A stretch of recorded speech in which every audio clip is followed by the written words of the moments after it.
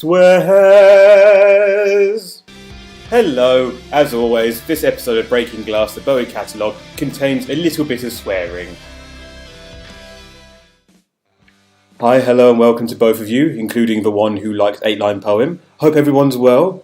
This is just a quick intro from me. I'm not going to bother with the whole where have I now business. Just a quick word from me, because the other week when we finalised the Aladdin Sane episode was the very same day that the final 3 tracks of Lazarus were released. So that's when No Plan, Killing Little Time and When I Met You all came out. And we had a quick chat and thought maybe we should do a quick intro for pin-ups and go through what we thought of them. But we figured, as Lazarus seems to be a whole new entity in of itself, and I'm very fortunate to be able to go see it in a few weeks. Aren't I, Adam? Yeah. So we figured, why not, when we get to the end of the album run post-Black Star, before we do the live album roundup, let's do a whole Lazarus episode, and we'll be able to chat through the whole production, start to finish. So, so essentially, Lazarus gives us another reason to keep the podcast going for another episode, so hooray for that. And finally, before we get on to pin-ups, as always, just a big thank you to Vulture Hound magazine for sponsoring us. So that's vulturehound.com for all the film, music, wrestling, arts and design, and television news you could hope to read on the internet. Please like and subscribe on the iTunes and the Stitcher and the SoundCloud. You can come find us. We're also on Facebook and Twitter as always. Please come join us where we're going to try and beef up our socials, get some social interaction going, because that's what they're there for. Our first poll had a groundswell of 0 people getting involved, so let's see if we'll keep that one going. We're gonna persevere with this. We'll keep throwing a poll up until someone clicks something on it. So without further ado, please enjoy Pin-Ups. The creature lives. Oh, you singing Mustard on is my test. Fair enough. I mean, I was wondering when it was my turn to speak, but I didn't realise you were actually doing a thing. Hold it.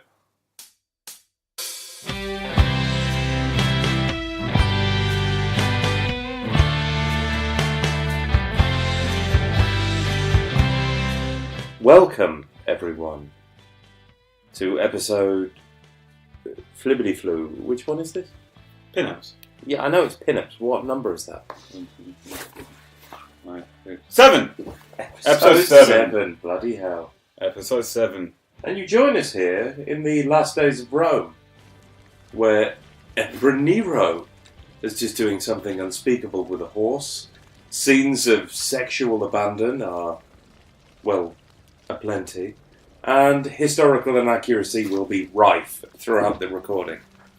And we have been drinking wine all day. Well, as is appropriate, given our surroundings. When in Rome. Quite literally, yes, when in Rome. Yes. It's the fall of an empire, and we felt only appropriate to celebrate. And I am, for one, shocked how close Peter Ustinov looks to Nero. Yes, it's almost as if that's why he got the gig. Mm-hmm. Simply physical similarity.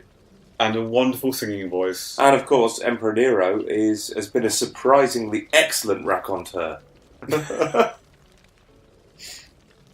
His tales have been amusing, but never challenging. But I do question his politics. Oh, quite so, as indeed I question Peter Ustinov's politics, because we both know that he was, a dangerous man.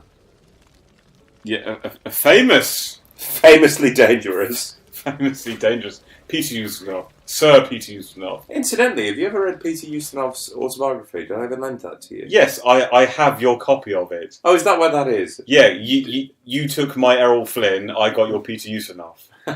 Well, I will see your Errol Flynn and raise you a Peter Ustinov. The Errol Flynn is much more bobbins because he made a whole lot of that shit up. But it's a funnier read. Oh, it's a hugely entertaining It's a much more entertaining read, yeah. Peter Ustinov's book, though, is Dear me. It's superb. Oh, yeah. Well, Peter Ustinov is superb. Indeed. To be honest, I'm amazed that he didn't go with that as the autobiography. Peter Ustinov is superb. Better than Dear Me.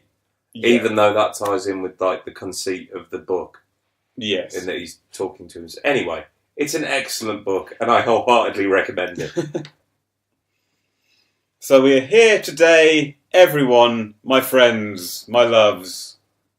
If I may, before we crack on, 2 points of business. Yes. One, we received a communication from the one who likes 8-line poem. Oh, that person, yeah. Yeah, she was asking whether or not she was to receive some of the hugely lucrative dividend from the podcast millions. Mm-hmm. No, is the short answer. I mean, this sack of gold, but now the check is cleared, that I have by my side, that's all going on rocket fuel for my gold rocket chair. So, well, gold is notoriously heavy, so you need a lot of rocket fuel you need to keep fuel that baby in the air. With plenty of give. Mm-hmm. It's not happening. I'm sorry to you, the one who loves 8-line poem. The one. But you will not be receiving any of the stipend. Afraid not. Most of it's been allocated. It's all been allocated. It's in offshore accounts. And yes, and my silk pyjamas are just wonderful. I'm not giving those up. With respect, you had those beforehand. I mean... But now I have more. Yeah, but I have more of those. You had those duplicated. Yes. And what was the second thing? Oh, yes.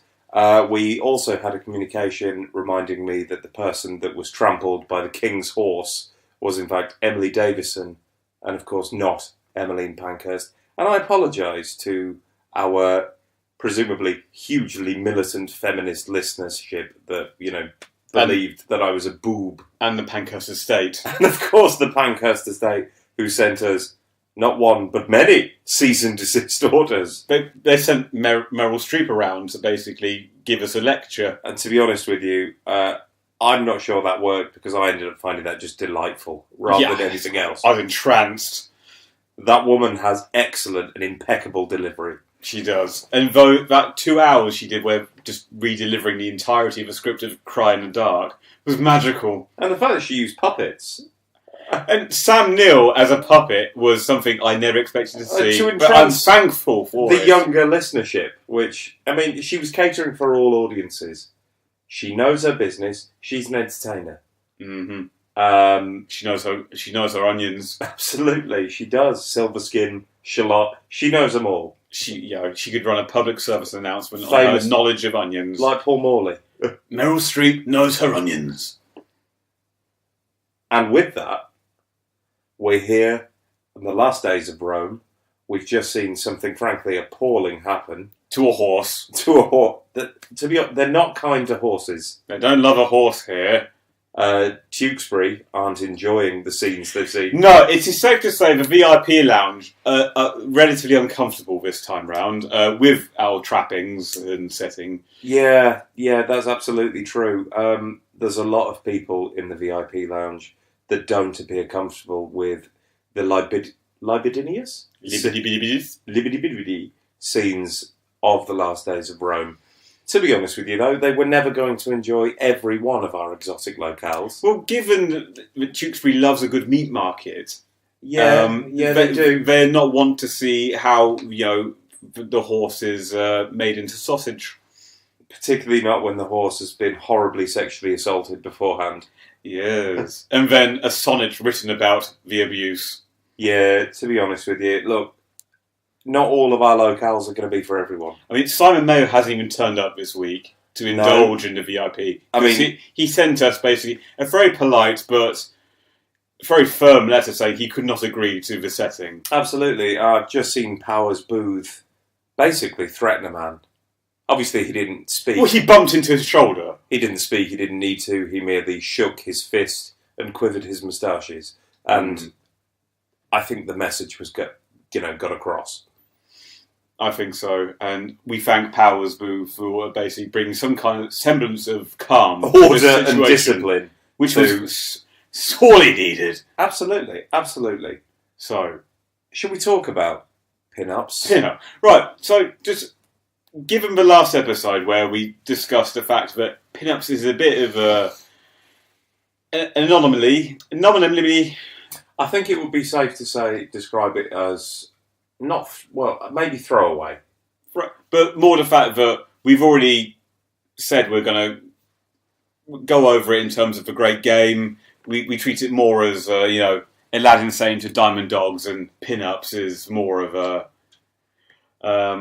It's a covers album. It's a covers album. Yeah, I mean, so it's part of the canon, certainly, but... Not part of the creative development. It's not part of his narrative, no, so to speak. I mean, famously, he only did it to keep the band together. Apart from Woody Woodmansey, who didn't play drums on it. Is that right? That is right. You got Trevor Bolder, you got Mick there. Mick, happy as Larry. He's having a lovely time. Lovely. I'll go play a few ditties I like from my childhood. But yeah, no, drums on this one is done by Ainsley Dunbar. So Ainsley? Ainsley Dunbar. So not Woody Woodmansey. Why? Do you know? I couldn't possibly comment without having been there. Maybe in a later episode we'll find ourselves in the contractual meetings of Pin-Ups. It seems likely that we can throw wild conjecture at this. But no, honestly, I don't know what the issue was there. But yeah, Ainsley Dunbar drums on this album. But other than that, the lineup is the same. Well, yeah. Trevor Bolder and Mick Ronson are there. We've still got Garson. Garson is there, yes. Old Fingers Garson. Ken Scott co-producing with dear Kenny. Dear Kenny. Co-producing with Bowie. David. So, Pin-Ups released in 1973. It entered the UK charts at number 3, and it did eventually make its way to the number 1 slot. It was also released the same day as Brian Ferry's own covers album, These Foolish Things. Really? Yes. And did, presumably, far better business than Ferry's. I imagine so. I love Brian Ferry, as you know. You do? I'm a big fan of Roxy and of him. But, he's no Bowie. Certainly his Dylan-esque album was middling at best. Forgettable? Forgettable is the word.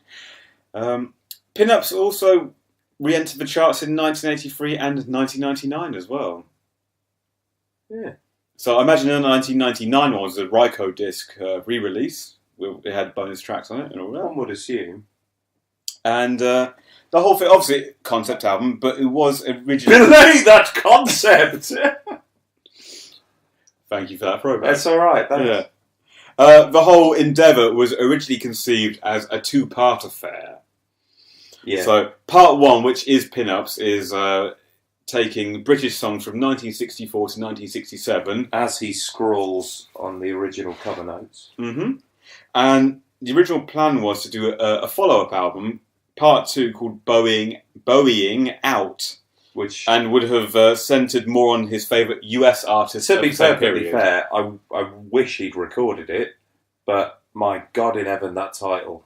Bowieing Out. Yeah, I imagine, to be fair, by the time it may have got to release, it probably would have found a different title. Oh yeah, he desperately tried to turn his own name into a verb. Yeah, I mean, it's a shame because it's the same concept with Outside, where that was originally conceived as a trilogy, and part 2 even had a title of To Hazard.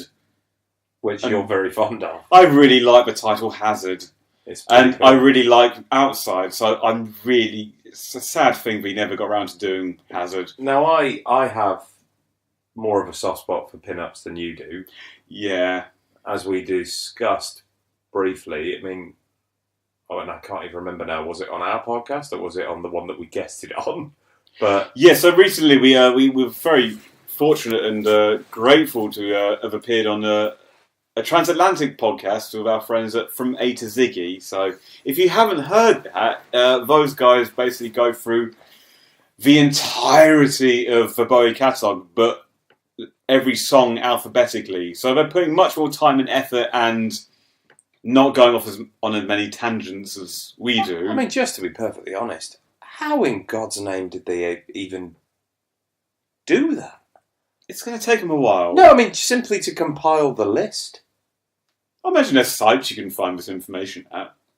Well, that means that somebody... Not IKEA. I wouldn't go to that one. There's sparse information You mean our go-to site? The other one that we use other than IKEA. But somebody then, therefore, spent time putting every single one of his songs onto a database. Yep. Which then could be organised to one's wish. You sound surprised that someone has gone out and done this as a Bowie fan. I am a Bowie fan, as you know, but my God in heaven, you only have one life. So, and we were mentioning album covers, especially last time round, and Pinups very famously has Twiggy on the cover. Is that why you've just gently turned that over so I could look at it and reference it? I think Bowie Pinups is one of my favourite covers. It's a great cover. I think it's brilliant. It was taken. The picture itself was taken by Twiggy's manager, Justin de Villeneuve. Justin de Villeneuve.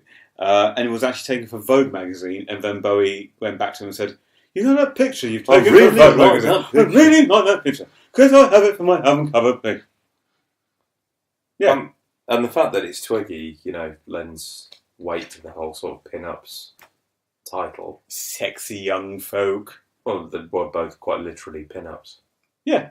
It's excellent. But what does the title have much reference to in terms of the content of the music? Well, they were his, he was a fan of theirs. They were his... A good point, Adam, a good point. Presumably. I think it's a tremendous record. I really do. And I think part of that, I either said on ours or on theirs, and quite frankly, as we recorded a lot yesterday, I've no idea. But part of that is, I think I was 17. I wasn't buying the albums in order because I didn't know what order they really fell in. I hadn't done a lot of research. Pinups, I bought and listened to. I just thought it was ace. So you bought it under the assumption that it was a Bowie album, not a covers album? Yeah. I didn't know it was a covers album, and I didn't know the narrative of Ziggy and Aladdin and all that. I had no idea. I was just... the Christmas before, my mum and dad had bought me the best of Bowie. And it is not an overstatement to say that my life was changed by that point.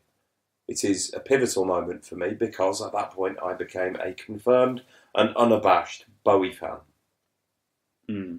And Pinups I simply bought, listened to and enjoyed. And I had no idea that it was a covers record. I didn't really read the liner notes. I just slapped it on, listened to it and thought it was ace. And I think that's probably the best way to approach it. Yeah. If you come at it from the point of, but where is the man, the poet, Bowie? Then maybe like you might be a bit underwhelmed or disappointed. Yeah, because we've mentioned this between ourselves before, but when an artist does a covers album, it's always something. When even now, when a band says, "Oh, our next release is going to be a covers album," you think, "Oh, great, covers album." It's like, because you got no time to actually go and do some more your good stuff. Yeah. It smacks of creative inertia, doesn't it? Yeah, it's like I need something financially just to throw out there. I need the stipend. I can do with the money. What was it on Star again? What? Yeah, that was Star. Send a standing order to a rock and roll star. How many artists do you really know who have a covers album which you think, that is great, perfect, wonderful? This, for me, is the only example of a covers album where the cover, as in the album, surpasses many, not all, but many of the originals. Like we were talking briefly before we recorded about shipbuilding. Yeah, Robert Wyatt's version is better than... Well, the thing is, Elvis Costello. Elvis Costello actually wrote that for Robert Wyatt to sing, and then recorded his own version. So in a way, that was still Elvis Costello being a songwriter, giving it to an artist. Yeah. I mean, the only example I really can think of and springs to my mind is Bruce Springsteen's We Shall Overcome. Yeah, which you mentioned briefly before, but that is a good album. It's good, but at the same time, it's a folk album, and folk more than any other form of it's music. like a living, breathing It planet, is. isn't it? Yeah, it's spread. It continues from one artist to another, which Yeah. all music should be in a way, but certainly folk has that more passable context where you give it to one artist and they give it to another, and Yeah, it reminds me, to be honest, like I'm always interested in covers. And I always give a cover a listen. Like I forget off the top of my head, but The Crazy World of Arthur Brown. Yeah, They did a song in there, which I suddenly realised when we were at university in the first year, was listening to it, and it will come back to me in a moment. But going, I've heard about 5 different versions of this song now. Mm. And at that point, I remember becoming quite interested in it. And then there are other artists, like Dylan, who I've never got. Yeah. Because I can't get over that. Yeah, no, I've never fully got on board with Bob Dylan. No, whereas Hendrix, for example, covering Dylan, or the Byrds covering Dylan, amazing. Or William Shatner covering. Or William Shatner. I didn't want to bring him into this. Because, bring the big of course, guns out. As soon as much like Scott Walker, as soon as Shatner covers a song, it's done. Everyone get your coats. Please, make your way orderly to the exits. But, yeah, I mean, when Dylan is covered by a band whose sound I prefer, yes, then those songs for me take on a whole different. Yeah, they fly. Like All Along the Watchtower is fucking brilliant. Well, Neil Young's version of All Along the Watchtower. Well, Neil Young, whom we spoke about at length From A to Ziggy. From A to Ziggy. Go and give them a listen. And come hear our thoughts on Neil Young. They're not overwhelmingly positive. Well, certainly yours aren't. I mean, to be honest with you, I was in a mood by that point. You seem to be, yeah. I don't know where that came from, Bubby. I mean, I love Neil Young's songs, but he himself just strikes me. He has a man. He strikes me as such an arse. He's so cantankerous. But he has a lovely MP3 player. No, it's not an MP3 player. Pono. That's the opposite. Pono, which he wants you to pay for. You pay for my thing. Me, millionaire Neil Young, wants you, a schlub, to pay for his thing. And buy my album while you're at it. All of them. How many? About 40 odd. You got a lot of albums, Neil. He really does. There's a lot of albums. A lot of them not that great. No, absolutely. But every time you listen to a crappy Neil Young song, you have to remind yourself that he wrote The Needle and the Damage Done.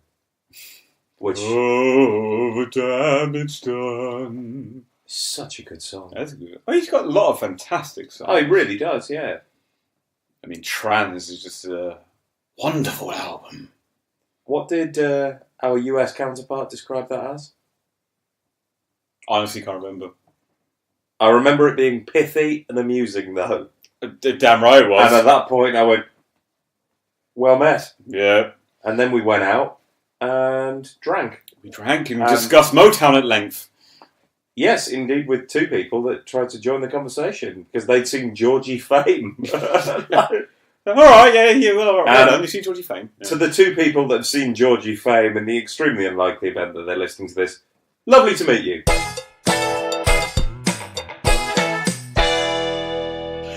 Pin-ups! Just before, I'll just like to say, the only cover I think is my favourite cover ever, that I genuinely think is so much better than the original, is Sisters of Mercy covering Hot Chocolate's Emma. Yeah, I remember you playing me that, yeah. I absolutely adore that. If you've not heard it, you really should. It's Sisters of Mercy, for Christ's sake. It's doing hot chocolate, so it is well worth your time. But yes, it's not as good as Crass's "You Can Leave Your Hat On," though, is it? Oh, ugly affair. Okay, track 1, Rosalind. Yeah, originally by The Pretty Things. I like The Pretty Things a lot. I You really do. I think SF Sorrow. Sorrow is Born is one of the great underrated albums. It's a gem. And certainly the live version they did with Arthur Brown doing the interludes was fantastic. Okay, anything with Arthur Brown in it is okay by me. But Rosalind, and this, to be honest, I'm going to set myself up right now. I believe that Bowie's versions of a lot of these songs are better. Mm-hmm. Now, there's a couple of different reasons for this, possibly. One is simply that I heard them first, which, we can't discredit as a theory. No, not at all. The other is simply that, for example, you and I, in preparation for this, YouTubed a lot of these songs just, so they were fresh enough. The original versions were fresh in our heads, and as such, the quality might be a bit...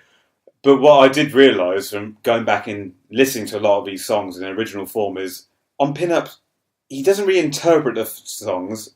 He basically does essentially a karaoke version of them. Yeah. They all sound the same. Now, well, this is leading into what I was saying. I'm wondering, for me, some of them sound crisper.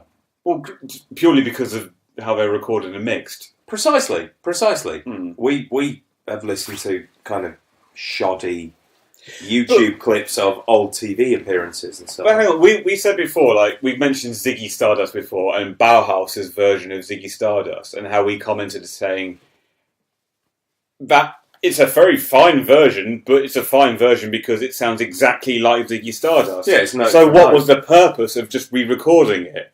And Pin-Ups, all the songs, I'd say, than See Emily Play, all of the songs are essentially verbatim covers. Yes, but Bauhaus, that smacks a little bit of, is it hubris? I don't know. Where they basically we do this, we'll do this cover so that our catalogue is linked in the listener's mind with Bowie's, which is, as much as I do like Bauhaus, Bowie's catalogue is up here and Bauhaus is down there. Is that why? Well, maybe if we do this, people will link the two of us together and think of us in the same breath. Whereas I think with David, he is arguably doing this in order to bring songs that he likes to a wider audience. The Pretty Things are brilliant, but they've never been as successful and never will be. See, I don't really think he went into this project with real kind of humanitarian thinking. No. I'm gonna help these boys out and bring their music to a wider audience. I'm not saying it's like when he was, just throwing Iggy a bone. The guy needs some money, so I'll do China Girl. He just really liked them. No, these are songs from his childhood. Well, not even his childhood. It's, 64 to 67? 67, yeah. It's not his childhood, but it's when he was a young man. But I think Rosalind is ace, and Rosalind is a great album. No? Rosalind, I prefer it. It shakes, it grooves, it does everything. But again, it is quite similar. And to be honest with you, this might even be quite a brief podcast, as we said before, simply because in the vast majority of cases, they are note for note. Well, that's the thing, because obviously we've got to describe the song itself. So, when we describe the song, we're talking about in terms of Bowie's production, also just the song itself, which he didn't write. So, what I've got here is, I find the guitar in Rosalind almost Beefheart sounding. Which would be another reason why I really like it. Probably for you then, yeah. Yeah. As we sit here in the last days of Rome, which again looks not dissimilar to My Spare Room. Nero is staring us square in the face. He's very uncomfortable. But he's something surprisingly close to my framed picture of Captain Beefheart. And his legs are agape, alarmingly wide. Well, they've prepared for a horse. The amount of horse misuse that has been disgusting, really. It's filthy around here. To be honest, treatment of horses in Rome. When we got the invite, I don't think we really put too much thought I was very unsure of it, to be honest. Rome in October will probably be lovely. It'll be warmer than the Midlands and UK. Indeed. And that reminds me, actually, that slight beeping noise suggests that the last days of Rome's leg of lamb needs to be turned down. Fascinating. Yeah, I also think on Rosalind, his vocally, obviously because he's doing a version of someone else's style, it sounds unlike anything else we've heard him do before. Okay, I think you're right there. Yeah, he's not done that kind of almost growly. Hey, Rosalind, tell me where you bind. No, I mean, yeah, because the entire album is recorded incredibly quickly, and it's a folly, isn't it? It's a lark. It is a lark. They were It's churned out quickly. They were amusing themselves. Yeah. And no, or more power to them. Mm. But I do generally love the way Rosalind doesn't even finish. It just pelts out and then segues instantly into Here Comes the Night. I do love that on the album. With the saxophone.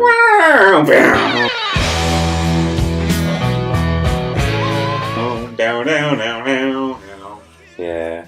Yeah, I think that's great. Here it comes. Yeah, I love that. And it's still obviously a very faithful version again. Completely. What I think though is I love Bowie's version of the verses on his cover. Mm-hmm.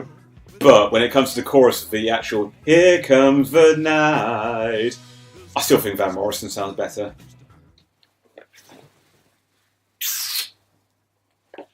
Because Van Morrison, whether you like him, a lot of people dislike him, and these days certainly he's terribly middle of the road, but you can't argue the guy's got a fantastic voice. He's got some pipes, hasn't he? Really does, and he has done some absolutely incredible songs. Yeah. To be fair though, he has done a lot of albums, a lot of songs, so some of them got to be hits. Absolutely, and as we were saying to one another last night, Astral Weeks is often referred to as His one masterwork. of the great albums. I don't get it. No, it's just I don't get it, and I appeal to the it's very listeners here. gentle album. Like, what's so good about Astral Weeks? I'm more of a Moon Dance Yeah! guy. It's got some hits. Yeah, It's yeah. not even hits. It's got everyone on it. It's got which is great. actual songs on it, rather than this weird miasma of Celtic nonsense. All Irish music is my Celtic nonsense. I mean, I haven't really got a lot to add, really, to Here Comes the Night, because I think I agree with you. The riff is a killer. The sax solo he throws into it, very underwhelming. He basically just sounds like, I've got a sax here. I'm just going. It's a bit like Nero on his lute, whatever he's got over there. The one he's got on a horse. The horse is here now. Jesus There Christ. it is. He's late. The horse was late. Now, I'd like to be honest, I'll cheerfully just scamper on to I Wish You Would. I wish you Because would. I really like the... Mm-hmm. It's a riff-heavy track. Forgive my stupidity. No. Which, to be honest, is very much the watchword of all of these podcasts, which is please forgive my stupidity. But what is that instrument? Is it a saxophone? Is it guitar? Is it a synthesizer? I believe it's a guitar. Is it? It's It's heavily treated then. Yeah, it's a good riff. It's a great riff.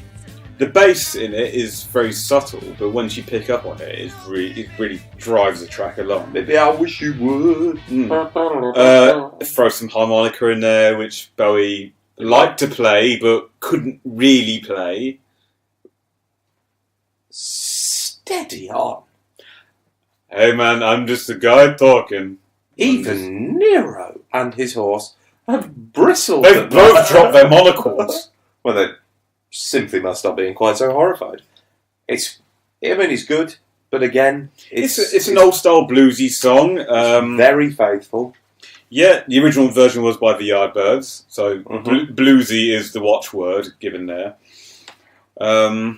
I don't know. I think the issue we have here. Yeah, I just think as we go through this, the fact it's a covers album, it's going to be very difficult to talk about your songs because we're not talking about the bands who wrote them. We're talking about Bowie's versions, which means we're going through them quite quickly. Well, we said, didn't we, that this was going to be a quick one. This is a mulligan. You're not talking about his artistry. You're talking about him knobbing about. Knobbing about. That's the thing. I don't really have much more to say about Wish You Would. It sounds very much like the original, and it's fine. Whereas the next one, yes, we both agree is one of the rare instances on this song, what we both agree, that this surpasses, I think, the original. Yes. And given that I fucking love his version. And given that See Emily Play is by Pink Floyd, it's a massive surprise to say, of all these songs on this album, this is the standout. Although, as he says in the liner notes, it's Sid's Floyd. It's not Roger Waters, David Gilmour Floyd, it's Sid's Floyd, yeah. I tell you what, it is the standout track, though. It really is. I mean, if you put Sorrow to one side, See Emily Play is the absolute standout. It's less twee than the original. The guitar is a lot heavier. Yeah. It's the song on the album that sounds the most confidently produced because he's not being... It still sounds like original, but he's changed it in some ways in terms of tempo and music. Oh, certainly. He plays around with it more, and all the better for it. And it sounds the most confident track on the album. I listened to this, obviously, as a callow youth of about 17, loving it. But then years later, I heard the original See Emily Play on the radio, and it took me to the chorus to actually work out what it was. Like, when you go, I sort of recognise these chords and everything. You recognise the verses. And then you just hear, See Emily. Oh! Heavens above! Yeah, I think his version is... Yeah. I love the way he heightens all the instruments in it, like the keyboard and a... I mean, it's no small thing, is it, to take a Pink Floyd song and make it better? Oh, God, yeah, that's a titanic feat. But, yeah, he did it. Our boy nailed it. Yeah, and I love the way... The extended outro where you got the drums and the string quartet. It's very almost Eleanor Rigby style of just just noodling about, and I love the way it finishes. And he just seems to get this whole psychedelic vibe completely, because Bowie never made a proper psychedelic album. No, but it's got that psychedelic vibe, but it doesn't have what a lot of psychedelic records did, which was... Feel horribly dated? Yeah, but it's also a lot of psychedelic songs, they're quite high register, and they sound a bit noodly and twee, whereas this has got some proper balls to it. Oh, you got some Ronston. Yeah, you got some pure Ronston lemons on it. Ronston Steel? Yeah. It's fucking brilliant. It's great. It's best song of the album. Yeah, no, let's just throw that one out there right now. Let's get rid of the false jeopardy of what's our favourite song going to be. It's this, isn't it? Yeah, because to be fair, that's the only song on the album, bar Sorrow, that I actually give a tiniest shit about, if I'm honest. I mean, I don't agree with you entirely, but... I don't think I even agree with myself just saying that, because there's a couple of songs that I like, actually. Look at you, caught in controversy. Fuck everyone. You controversy quarter. I think it's fantastic. It's my favourite song on the record. Yeah. Even with Sorrow, which is brilliant. Mm-hmm. But this is something else. It is, yeah. See Emily Play. Like his version of Arnold Lane. Yeah. Which, to be honest, you can't talk about See Emily Play without talking about that, really. No, and certainly his version that he released, when was it, 2008, with David Gilmour. That was a treat. Always David, never Dave. David Gilmour. Yeah, that was great as well. And, he's done a few times, he did Comfortably Numb live as well, which is always wonderful to hear. It's one hell of a song. It's still a great song. Again, though, I think I like the Van Morrison one the best. When I did it in the wall at the Berlin Wall. The one with Van Morrison and the band. Roger Waters had attempted to get a galaxy of stars in, make his own version of Live Aid, and ended up with Thomas Dolby. Do you think I can get Sean Connery to play the judge in The Trial? No, we've got Tim Curry. Hey now. Well, oh no, sorry, it's Albert Finney. Hey. Oh, that's no... Albert Finney is not Sean Connery. No, you are undeniably correct. Albert Finney is not Sean Connery. That is demonstrably true. Yeah, Albert Finney is not Sean Connery. I've subjected that to academic rigour. We've put it through rigorous testing. Yeah, the boys in the lab have confirmed that Albert Finney is absolutely not Sean Connery. But Sean Connery is... Albert Finney. Yes, you're absolutely right. It only works one way. No, he is a Spanish Egyptian. Yes. Wasn't Highlander revelatory? Quick side note, we watched Highlander last night. It's nowhere near as shit as I remember. We sat down about ready to watch a shitstorm and then sat there going, it's actually pretty good. I quite like this. I can't even laugh at it. It's really enjoyable. I'm totally engrossed. I'm on board with this. Yeah, to be honest, it wasn't really what I mean, we warmed ourselves up by watching the Exorcist 2 trailer again. Yeah, to get ready for a fight. Yeah, to get ready for a shitstorm of nonsense. And then ended up just going, nice. So it's pretty good, yeah. Fair enough. Yeah. And there are a lot of camera angles on those. Yeah. Well, they've certainly put some love and craft into this film. It's very visually impressive. I like the incredibly kinetic style. Yeah, it's wonderful. Yeah. To be honest, it's not what I wanted. No, it's very just in that regard, it's very underwhelming. Should have watched Last Witch Hunter again. Shit. Adam, Michael, everything's all right. It is. Yes, it is. Best thing in it is when he goes, ooh. I just put down, hot damn, funky. It's a funky number. But I don't have much more than that because, yeah, it's just, it sounds a little bit similar to Let's Spend the Night Together, in a way. Remind me who did Everything's Alright. It was Mojo's. Of course it was, yes. The household of course name. You clown! How could you forget? Household name, the Mojos. He sound vocally a little bit more Diamond Dogsy here, I think. Lower register, lots of it's the closest. It's the closest he does on the album to just sound like his own voice, without trying to sound like he's doing a version of the artist he's covering. Yeah, which, to be honest, leads me to the next one, which is I Can't Explain. Oh dear, I don't like it. No, I don't like either of the Who covers. Spoiler. I'd say let's even just cover Anywhere, Anyhow, Anywhere. Well, let's do them both. Just do the both. I think both the Who covers on these are crap because they basically sound like bland covers of the Who. They sound like the Who, but just done with less panache. Exactly. I love the album. I don't like the Who covers. I think the Who versions are significantly better.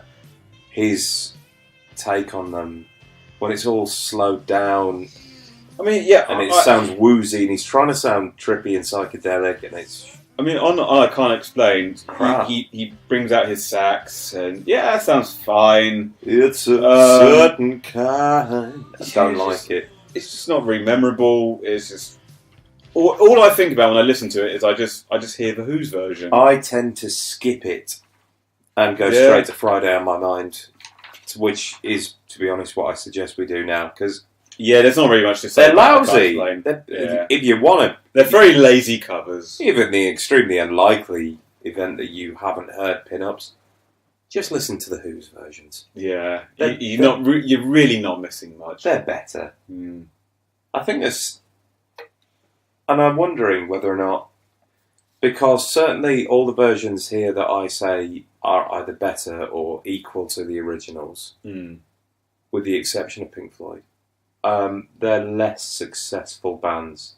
And is it like, because he does a Kinks cover as well, which I don't think works 100%. Is it because the Who and the Kinks are, of a similar league to him, and as such we have more familiarity with their output? Well, they're the more lasting artists on the list. They have pedigree, don't they? Yeah, they still get talked about today, and they have their own fandom. Yeah. Certainly, I consider myself a Kinks fan, so and I'm very, very fond of the Who. Yeah, so maybe it's because to us those songs are so familiar in their original form, but to hear essentially a word for word cover. I mean, very literally a word-for-word cover, but even musically... Hence it being a cover. But just musically, even just... It's not even doing anything with it. It's just... You can't think, why did you even bother? It's very much a karaoke affair.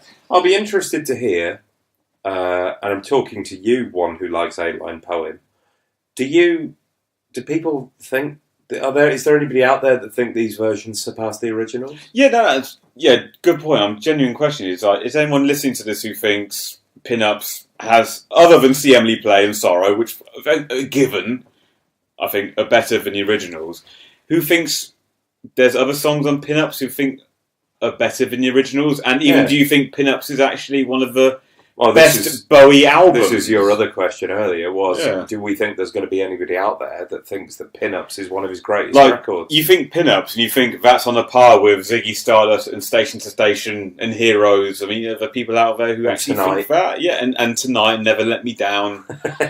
And, The Zenith, which was Tin Machine. Are you out there?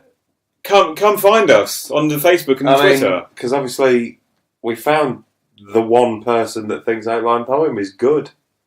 So presumably, if that's our yardstick, somebody out there thinks that Pin-Ups is a great work.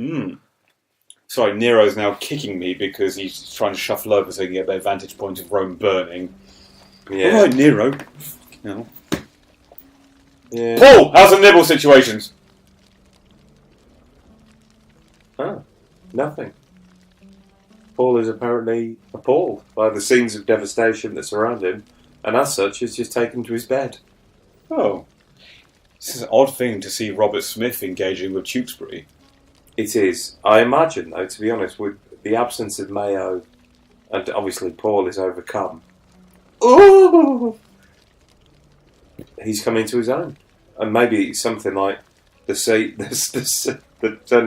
cradle of civilization burning has led Robert to maybe put his own life in some form of perspective. Oh, shit! I've just clocked. We've got one bad seat here tonight. Oh, fuck. Oh, everyone, ties on! Ties on! Thomas Wilder, you are welcome. Hi. Hi, Tom. Mr. Wilder. Friday on my mind. Yeah, what I loved when we were watching this yesterday is much like Ronson, the huge grins on their face. Oh, as everybody there thinks, this is it, guys. We're going to be huge. Big leagues.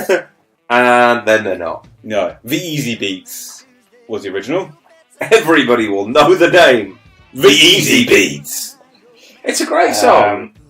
Yeah, I think that in terms of the lyrics, you can blame a lot of it on the early Bowie sound as well. Yeah, I wrote a song about a Friday as well. Yeah, I did a song about, looking forward to the weekend. I was being in love on a Friday. I was busy working in my button shop.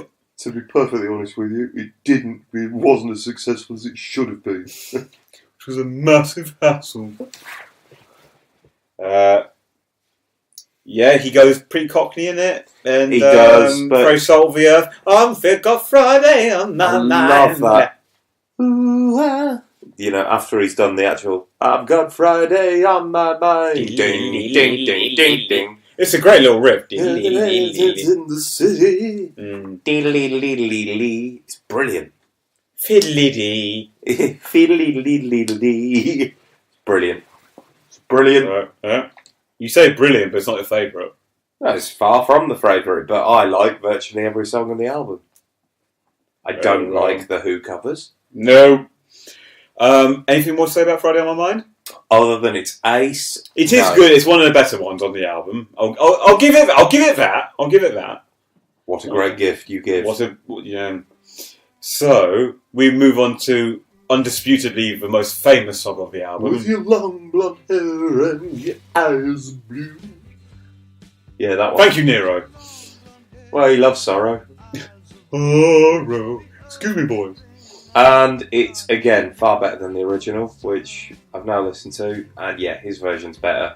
Simply because, even though it's almost note for note, Bowie's a better singer. The string arrangement's better as well. The string arrangement, yes, but he's a better singer. Yeah, it's definitely better. And he doesn't have a faint Scouse accent. And he goes quite camp and theatrical in his delivery. You long blonde hair, only thing I ever got from you. The one that Boy George covered on Celebrity Stars in Their Eyes. Good Lord, did he? Yeah, he did, yeah. I think it was Boy George. But he did. It wasn't Jeremy Paxman. Celebrity Stars in Their Eyes as Zyvid. and did Sorrow, Mm-hmm.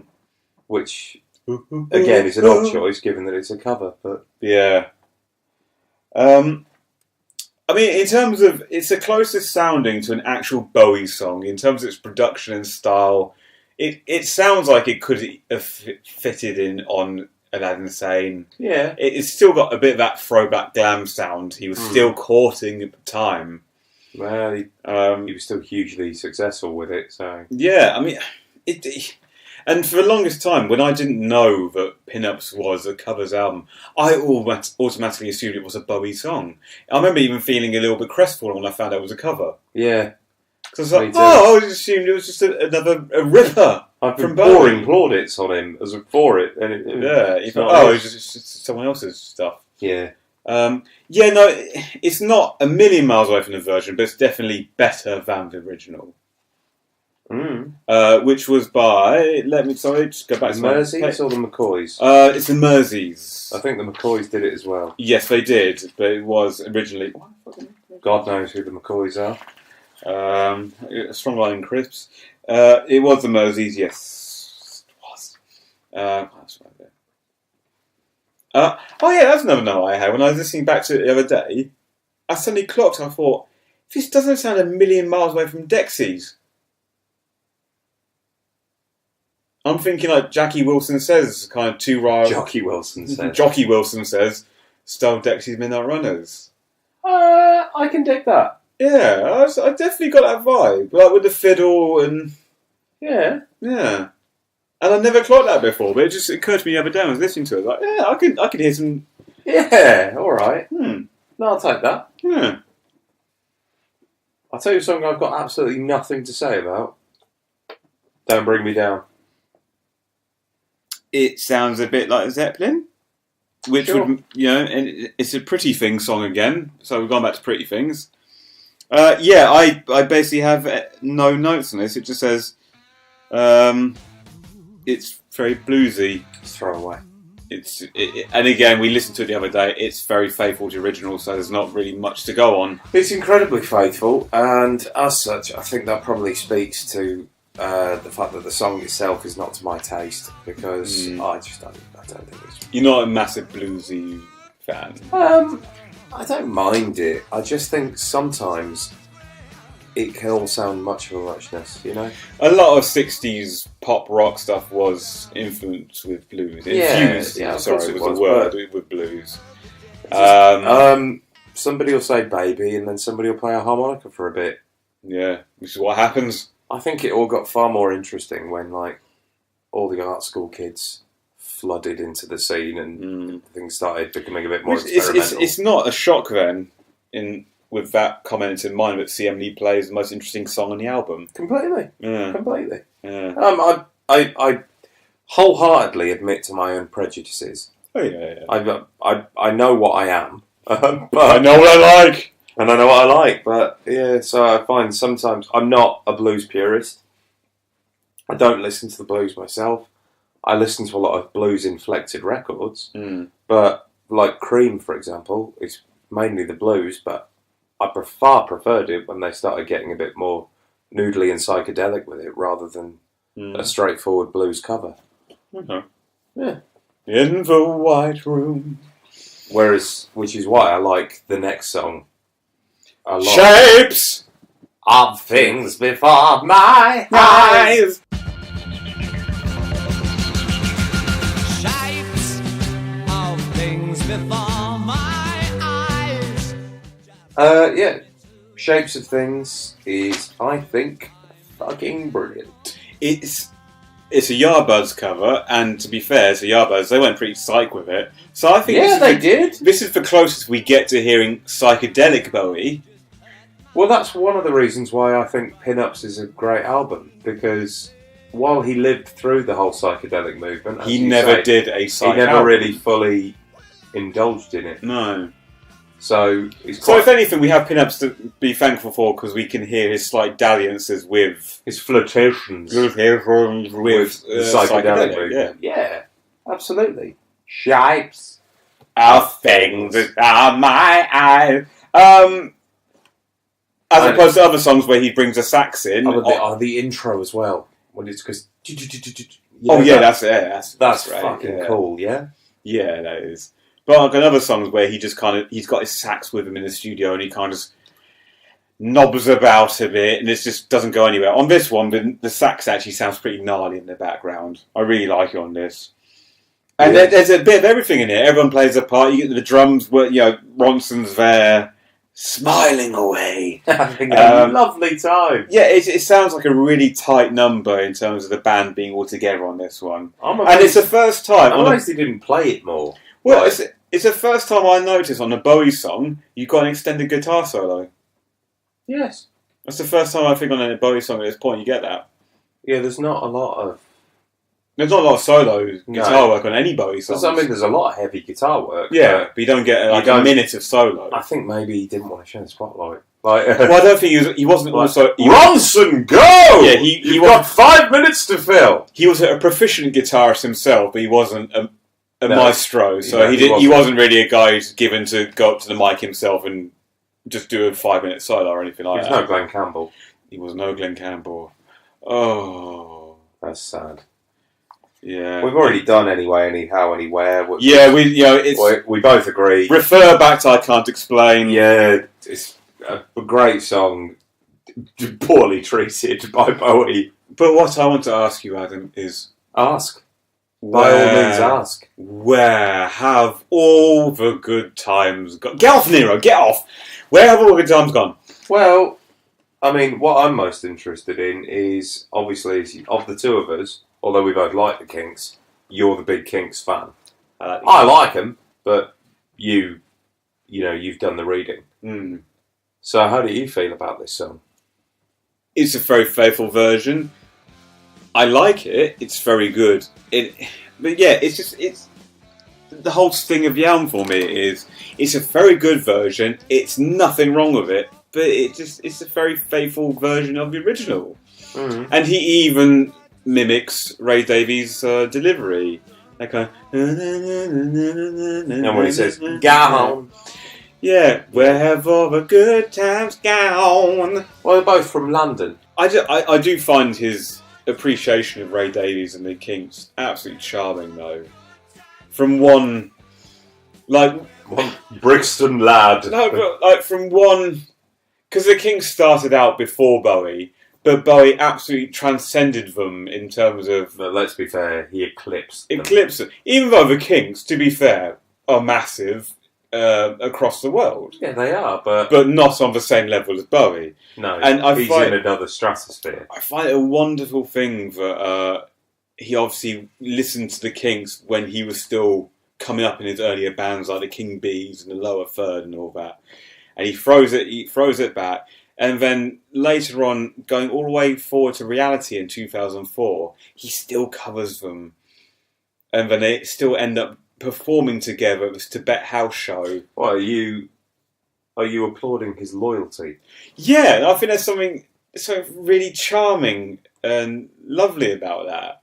Yeah, okay. But he's David Bowie, and by this point he's become pop icon David Bowie, but he still wants to throw it back and say... While still being art house Bowie as well. I mean, I say this for the Kinks song, but for the whole project, it's really lovely that during this period where he would have been at his absolute peak of hedonism, he still thought, I really want to throw back and reference my idols when I was still a jobbing musician, and I want to just tell people that go listen to these bands. Yeah. Even though his versions of them are very mediocre and essentially karaoke versions, I love the idea behind this album. And I know I've gone off from the song and I'm talking about the album as a whole now, but yeah, Where Have All the Good Times Gone? It's a very nice version, but yeah. You say it's very nice. It's the same. It's the same version. It's fine. And it's a great song anyway, so it's a good song. But yeah, no, Pin-Ups is one of those, sometimes you watch like an independent British film or something, and you think, there's not a whole lot going on here. I'm not really enjoying it. But damn it, I applaud you for having the chutzpah to go out and make this. Because not a lot of people are doing this. And Pin-Ups is an album I admire and appreciate much more than enjoy. It's definitely not an album I throw on. If I'm honest, I had to actually go back and listen to this album to remind myself of some of these songs. It is an album that I throw on. It is, but I do skip 4 songs. Which, given that there's only, 12 of them. Yeah. All very brief, nothing. I think CMLE Plays the only one that's like 4.5 minutes. The rest of them were like 3 minutes. Yeah. I mean, it was like a hobby, wasn't it? Yeah. I mean, I think we basically summed it up when we say that it's brilliant, or I think it's brilliant, but the versions of where the bands were quite big, like The Who and The Kings, it's not great. To me, it's Pink Floyd being the exception that proves the rule. It's a very bland covers album. I mean bland in terms of the sense of what he brings to it. Because the songs themselves are very good songs. Yeah. Sometimes when we've said, like, I don't like this song, I don't mean I don't like the song. I'm speaking more of... You find his version of it lackluster. Yeah, because why don't I just go listen to the bloody original? And that's always my greatest objection with cover albums and cover songs in general. Is like, why bother making a song that sounds exactly like the original? We're looking at you, Bauhaus. Yeah, and just, when Sisters of Mercy do Emma, that's how you do a cover song. You take it and you make it your own and you change it and you make it your style. Yeah. To do a song almost note for note perfect like the original, what is the point? There is none. There is no point. And that's why I appreciate you have much more affection for Pin-Ups than me, but for me, Pin-Ups is... That's the word. It is an absolute I have tremendous affection for me, Pin-Ups is an absolute throwaway of an album, and not one I really consider... Well, so many of importance. So many of them are about a time and a place. Well, that's music for you. Oh, yeah. I mean, The Great Game is null and void because... In this instance, like we said in the last episode, because this is a covers album... It doesn't fit with the narrative. It doesn't fit with the timeline. Because he's not writing anything here, so it doesn't speak to what Diamond Dogs is going to be. They were mucking about in a studio when they were releasing So we're called a mulligan on The Great Game for Pin-Ups. That being said, though, we've already said our thing. Favourite song. See Emily play. Sorrow, though? See Emily play. I love Sorrow. Yeah.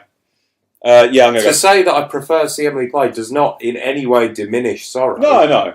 But I think See Emily Play's brilliant. Yeah, I love See Emily Play. It's the one song on the album. It's the song of the album that I would forever have on a playlist. Yeah. Sorrow, I love a great deal. I have enormous time and respect and fondness for it. But I think See Emily Play is something special. Yeah. Agreed. Down.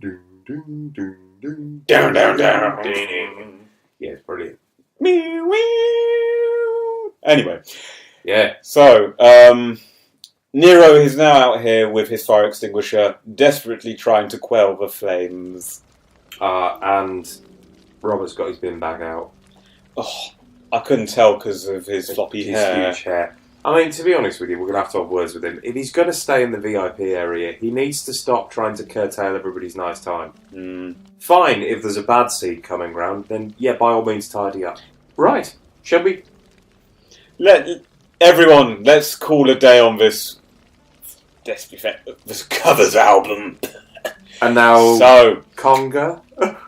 And as we conga off into the distance of the burning Rome, let us just say... from the last days of Rome. If you want to get in touch with us, please Facebook us or Twitter us. You can find us on there. We're also on the email breakingglasspod@gmail.com.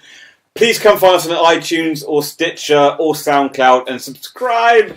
And finally, as ever, thank you to John Norton from Puppy. Please check Puppy out, and we will see you next time when we're back on the game. And of course, our US counterparts from A to Ziggy. They're good too. Very good people. Please check them out if you haven't already. And we will see you next time when we will be back on the Great Game proper for Diamond Dogs. Cheerio! Ta-ra!